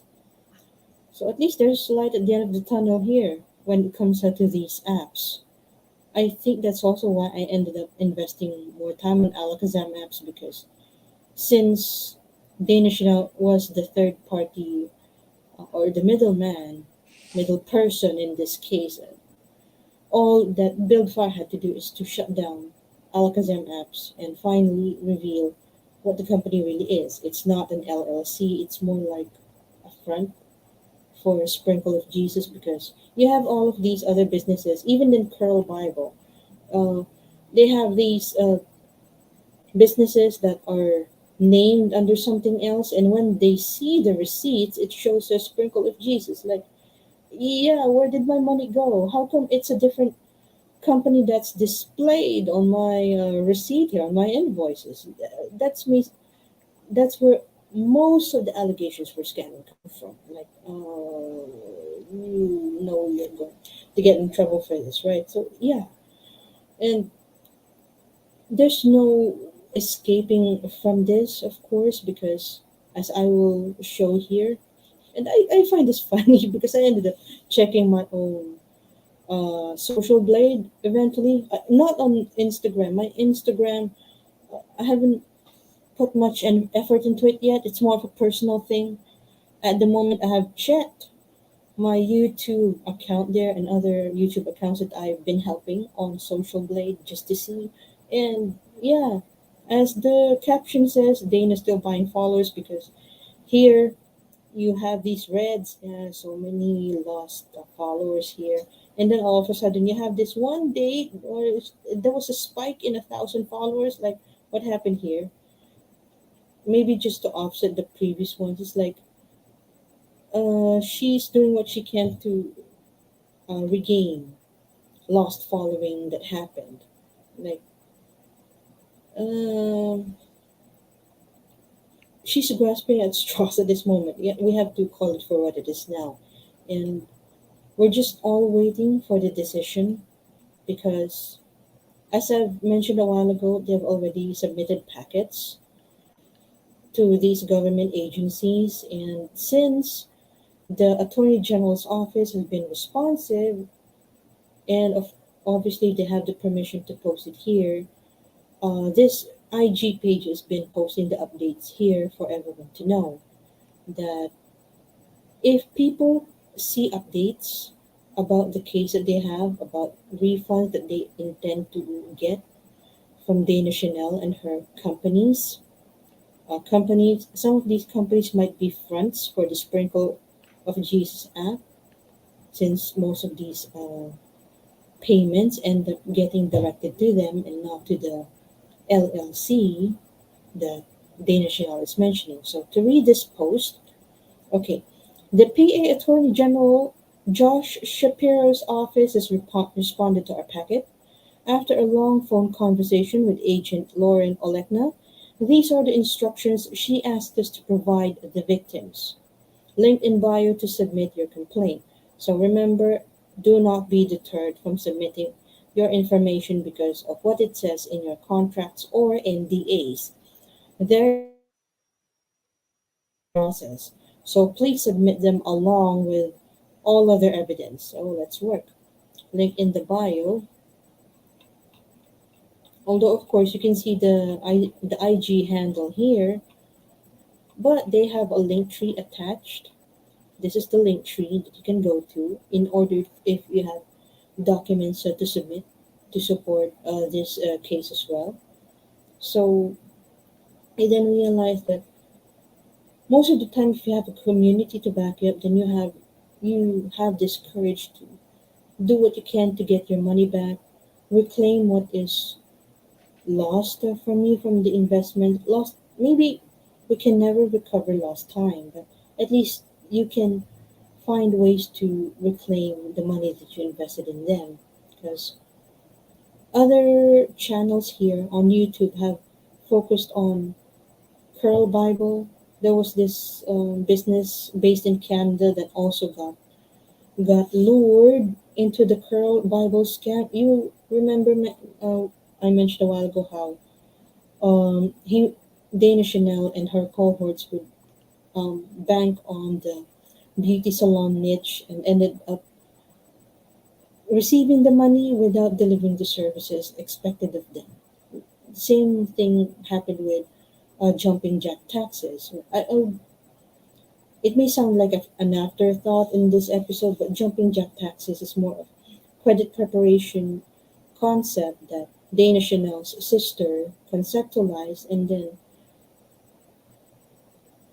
when it started gaining traction, she ended up leading the company. It's like on it's not sure. I'm not sure my end on my notes here which company got built first, credit exterminators or jumping jack taxes, but the concept is still the same. There's this idea, then you propose it to that person, and then that person absorbed the idea, the concept, and the platform in itself, and they ended up not crediting the person who proposed the concept in the first place. Like it happened twice. So whether Curl Bible is a concept that she might have stolen from someone else, I've not yet sought that out. I've not yet verified that part of this research. It just so happened that if you would end up focusing on the pattern of behavior, it's like, hey, this worked with credit exterminators. I got away with stealing this idea. What other ideas can be done here? So, and which also led me to some of the notes about Alakazam apps because white labeling, it's similar to some of the businesses that I know of. For example, someone creates a product like a bag or a wallet, and it doesn't have a label. A major company would be buying these items, and then they would simply stamp their logo on or their labels. That's how it works. It works. It worked in the past for Dana Chanel, wherein she has these apps with Alakazam apps, and then she would be claiming them as her own. That's mostly part of the claims there. Some of I don't need to add any more of the details that 8 has mentioned in this video, but it's mostly a case of who owns what, or if ever you own this and you ended up granting the rights to this person, were you even paid? So I ended up focusing on whether they got paid or not, on whether they got the services that were promised of them or not. And if you look back at that article from Forbes about how she wanted to help the community, how she wanted to at least get back the block, that's the term that she used, and then this happens, like what happened to all that? Everything sounds like empty rhetoric, at least to me. So I can't blame some of the critics here saying that this is no longer about Black Lives Matter. This is about Black businesses matter. That sometimes the best support that you'll get is from your own community, and when that part of the community ends up disappointing you in a way that you feel that you've been had, like what else is left for you to do? S- at least in the case of eight, he learned to do a lot of things by himself. In the case of these other victims with Alakazam apps, they found ways to get back their money. I'm not sure if the problems or the people that had problems with Curl Bible would get their money back. Maybe they will get their products back, but the money back, I'm not counting much on that. But as long as there will be updates posted about those cases, then of course we definitely will see a lot of updates in the coming months. And with an attorney general in Pennsylvania that's been responsive to these other complaints, and since they've been proactive and telling people, yeah, you have a problem with them, you tell us. You file the necessary paperwork to support your claim. So it's mostly how some of these scams get taken down, about how some of these shenanigans get stopped. Like, um,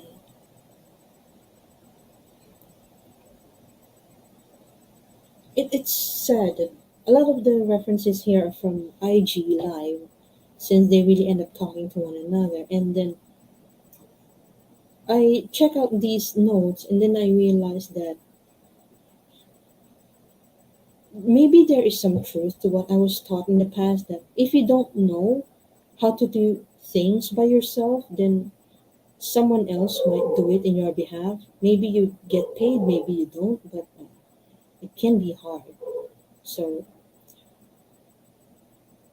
yeah, I tried what I can to end this on a positive note, because I can see some glimmer of hope on some of these alleged on some of these victims, because it's their hard-earned money that got invested into something that they believe in, and then this happens. So, um, any final thoughts, Joe? Okay. So one of the thing I forgot to mention was that in the rant that she was doing was she Mm, was using the phrase like, "This is family and I love you." Also, how you get them, mm, because mm, you're considering this tough love in a sense. Like, okay, if you tell them that, then it doesn't come from a place in their mind, a it doesn't come from like an abusive way of thinking. It's like they consider this love because they probably grew up with that with their family as well, and they just feel like it's just another version of their folks talking to them, but it's just another employer of theirs. In that sense, it makes all the sense in the world for me to think that, okay, there's a lot more that's going on here, and also this attorney general thing. I mean, this is all. Let's be honest. This was during the Trump administration where they allowed themselves to get involved in these type of things. Like they mm, have a lot more leniency when it comes to preparing for ways on how they can screw over people, and mm. that type of capitalism really benefits anybody that's considered a conservative. So she took a lot of advantage of that. Let me just say that. She took advantage of being able to take a look at, like, oh, we got the attorney general on our side. Yay. Well, of course, if you do anything that's considered to be a conservative ideal or conservative actions, they're going to support you, even if they are considerably racist to your kind. What was it? We have a senator in South Carolina where during a debate he said, like, we only like black people if they join our side. Anybody that's considered a member of the left or is considered a Democrat, we will be racist to them. Didn't say that part out loud, but made it very clear that we will not accept you as a human being unless you join our side. And considering that conservative Americans tend to be more religious, she probably tends to go on that side too. And there are people, and we were talking before, like before we went on the air, about how I was watching a humanist perspective video from the American Humanist Association, and they talked about how this was a man, and he says, like, look, I identify as a bisexual black man, and I'm going to be giving you this presentation about how religion in the black community can often be oppressive. And I encourage, if I can send you the link, Jing, I will, because I think it's Yeah, a very sure. good. I think it's a really good conversation to, not just for black people, but for any race out there, Anyways, because you see this a lot. He brought up Kanye West. Kanye West follows a lot of the same rhetoric that Dana follows in his practices. So she's probably an idol to him also. There was also and I'll probably have to send you this guy too, because this may be another Untold Legends episode.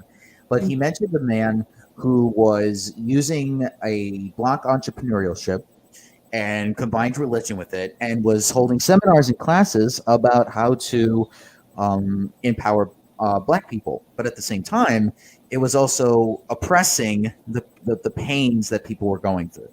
And there were certain limitations that you had to follow in order to join the group. And they're seeing it all over. So there is oppression among the oppressed. And this is a prime example of that. And you saw it in that Instagram video that she was doing. And Yeah. it definitely is something that you have to keep in check when it comes to even in people like when you're in the Philippines. So yeah. you have to look out for this as well, because there might be certain Filipino people out there that are going to be joining the oppression that goes on because they find that there's a monetary value to it, and they're going to take a look at Yu Jing and they would be like, "This Untold Legends host, she is going to be screwing us over with the way that she's been like talking about this." So she's obviously not on our side. I don't think I cared about that because sometimes I just wanted to talk about things that other there are other channels that are willing to talk about this. They got in trouble into this as well. Like Rondo's unpopular opinion. Well, the channel name in itself is already attracting a lot of flack. But if I just realized in one of her videos that well, she admitted why she's invested into this story. She used to be a credit investigator herself. Randall herself used to be a credit investigator herself. And if ever there's one person that is familiar with how credit repair or tax preparation happens or how asset management happens, that would be her. And that guy with the Philly credit mechanic, um, he's into real estate and he even has a property manager. So you then realize that these people are not poor and they are not illiterate per se when it comes to financial statements. They know their shit. They know their stuff. They know what they're doing. They have an idea how some things don't add up. Shout out to the siren in the background.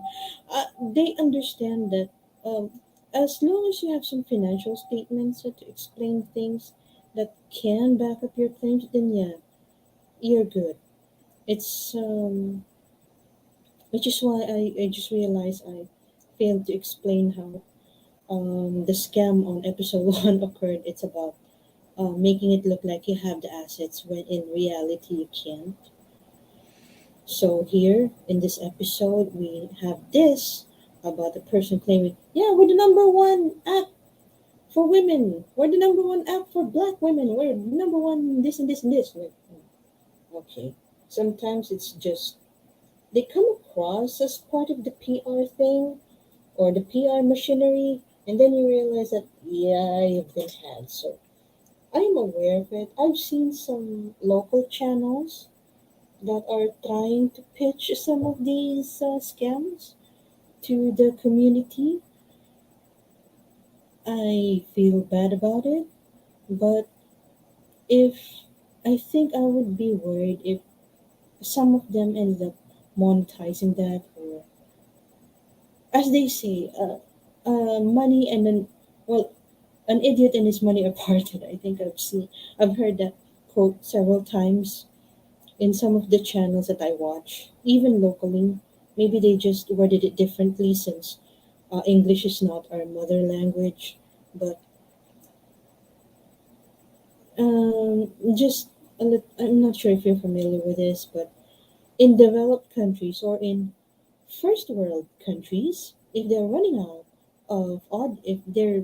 of audiences to preach in their countries, then they would go to the third world countries. No, okay, yeah, whatever. And then let's see if people would believe you because there would be it would be hard to pitch such concepts in here unless you have unless you can talk in their language, of course. So yeah, that's why these these research notes ended up spawning a whole lot of ideas that I ended up tracing to our country. And I'm not mentioning what topic is that yet. I hope to include that on the next season because this season is already packed up. It's already fully packed with a lot of stuff. I like it that some of the notes here were already backed up with verifiable information because what's what's getting harder here, at least in my case, it's getting harder sometimes to find verifiable information unless pages like this one, this reference that we're using, manage to screenshot things, screenshots preserved. If if there are people that keep deleting comments or shadow banning videos or doing similar stuff, then it'll be getting harder and harder for us to research. And we are trying to be fair here. At least I try to be fair because these are legit criticisms. It's just a matter of knowing how to address them. And then if people like Dana Chanel would claim on video that these people are simply envious of her, then how can she explain all of these lawsuits and how can she explain all of these? It's a matter of yeah, I invested money in you. What happened to the service I was expecting from you? So this is why I ended up checking a little more into some of my notes about obligations and contracts because sometimes it's as simple as you agreed to do this. You are you received money to do this. Why are you not delivering the service itself? And then some some of us may find this story a little common now, maybe just starring different characters or different races, but there are some topics that keep getting discussed online, and some people are not put down that way, all right? So you finish your piece, Joe? Venture piece. No, I mean, have you finished your final thoughts? I mean, Oh yeah, yeah, yeah. okay, yeah, because on my end, um, I just got interested into this topic because I noticed I don't know what is it with YouTube, but sometimes the commentary channels that discuss alleged scams get recommended to me, or they get recommended the algorithm more. Maybe because there are a lot of people willing to talk about their experience with a certain person alleged of with that has allegations of scamming, and of course it's a lot easier for them to hide their identities on YouTube compared to for example Facebook or Instagram. Well, it's a lot easier sometimes to hide their identities on Instagram since several personas have been created there without us knowing who the actual person is. It's so easy to hide behind that veneer of success. And turns out that, yeah, in order to be that successful, you have to screw some people over. It's not right. And I can't help but be affected in this because um, I've seen some online gurus, online coaches that would be presenting their courses as the next best thing since sliced bread or the next best thing that can help you earn money online. And then next thing you realize by the time that you pay them, the services that you receive are less valuable than what you actually paid for. So what more if you paid for actual products or actual services and then that person got away with the money, you're left holding the bag? That would be painful. That would be hard, especially now. It's the pandemic season. It's like the saddest thing about the pandemic season is that's when a lot of the scams started proliferating simply because of the no contact policy going on in most countries, our country included, because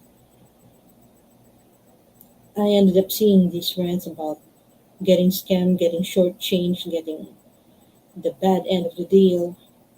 And if we end up talking about topics like these, then maybe we can sharpen our spidey senses.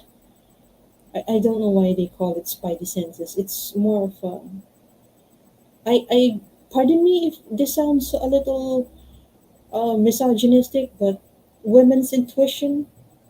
It's one of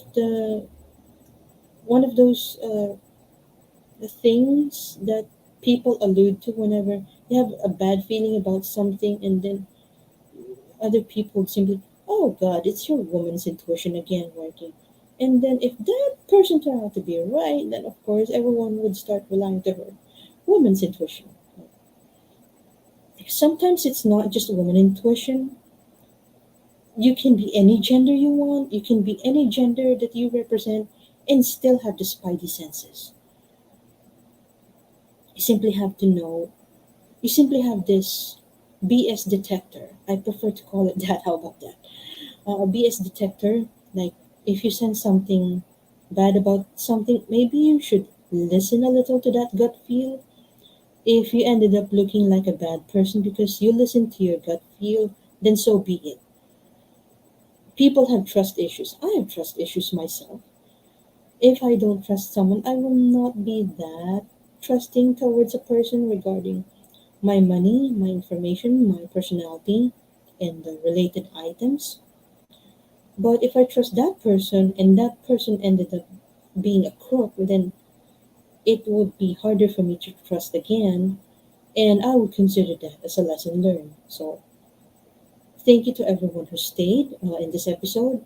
I hope that you learned a lot of lesson from here as well. So, it's a good thing that we have this platform to talk about here to discuss issues that matter, issues that we wanted to talk about, issues that deserve a spotlight for us to discuss.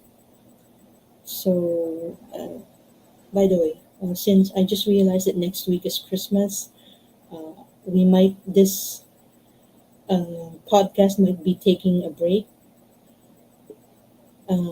We might be coming back on the first week of January. That's January 2. And do you plan to have another live stream by next week, Joe?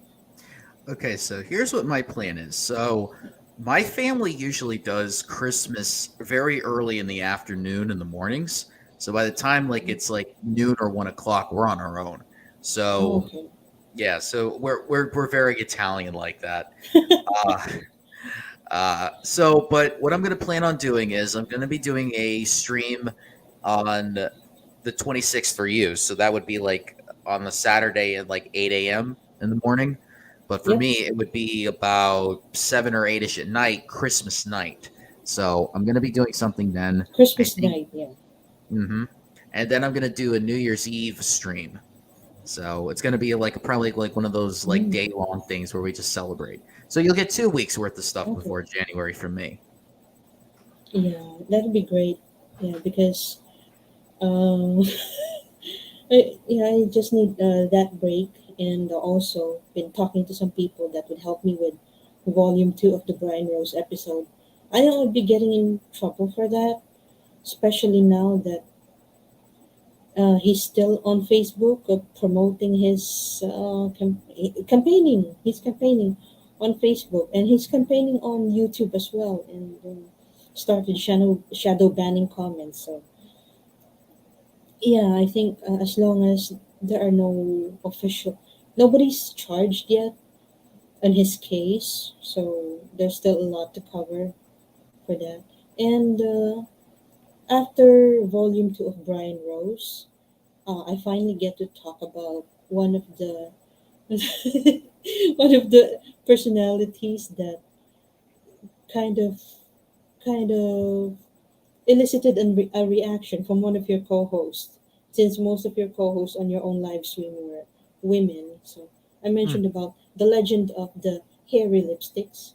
The person behind the hairy lipsticks would be featured as a topic on for one of the earlier episodes for January. So the person behind the hairy lipsticks would be covered. So yeah, that's I know some people find it funny, but yeah, it happened.